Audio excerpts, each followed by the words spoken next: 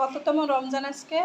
30তম রমজানে আমাদের ইফতারি হচ্ছে পরোটা, সুজি, স্পেশাল পরোটাও আছে সাথে। কি পরোটা দেখি? ঝাল পরোটা।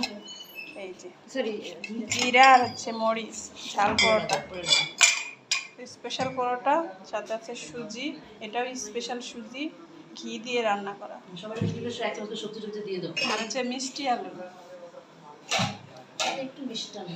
মিষ্টান্ন, সাথে একটু মিষ্টান্ন, মিষ্টি আলু, মিষ্টান্ন দুইটা, সুজি। এই যে প্লেট। আর সাথে আছে খুবই মজার সবজি। সবজি ছাড়া আমার চলেই না। সাথে আছে 2 প্রকার শরবত। আর কি কি? কলা। আরো 10 মিনিট আছে। না, মামা নাই। ও প্লেট বাচ্চা